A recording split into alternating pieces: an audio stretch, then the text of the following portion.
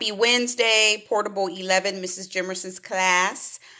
This is for period 5, U.S. History. We are on chapter 10, lesson 2. And I want you guys to focus on these questions. I'm going to give you the questions today and the answers tomorrow. And show you how to find the answers. So number 1 is interpreting. So looking at the map, by the way, this is page 133 in the online textbook through Clever. Look at the map of the world and find Germany, Japan, and the United States. Given the location of these 3 countries, why do you think Hitler thought a Japanese attack on the U.S. would take U.S. attention and focus away from Germany?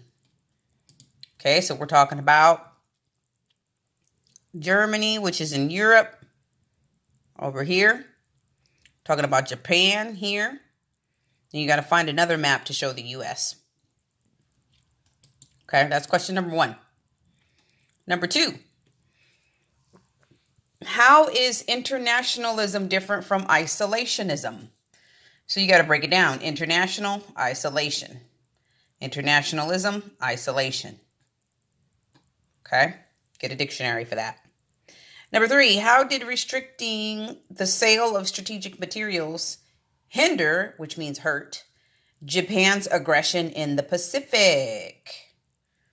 Okay, so we're talking about restricting the sale of strategic materials like guns, ammunition, tanks, bombs, grenades.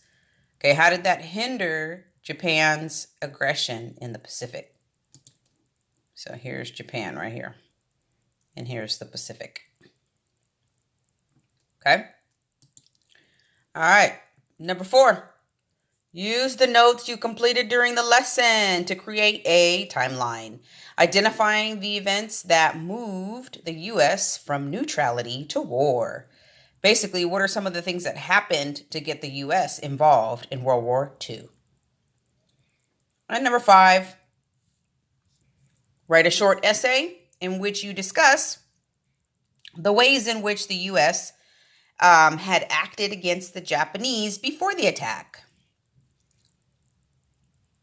And number 6, adapting speech.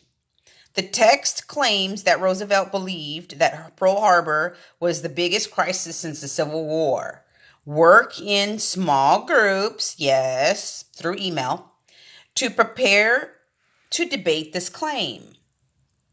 Given what you have learned about U.S. history, do you agree with Roosevelt's assessment that Pearl Harbor was the biggest crisis since the Civil War?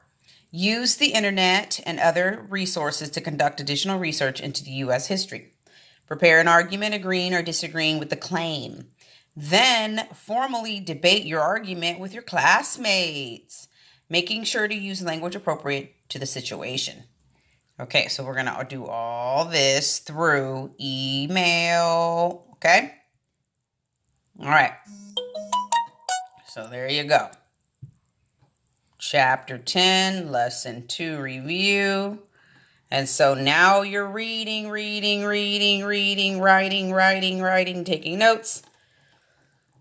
And then we'll come back tomorrow with the answers to the lesson review questions. All right. So you should have read lesson 1 and lesson 2 already. All right. Have a great day. Bye-bye.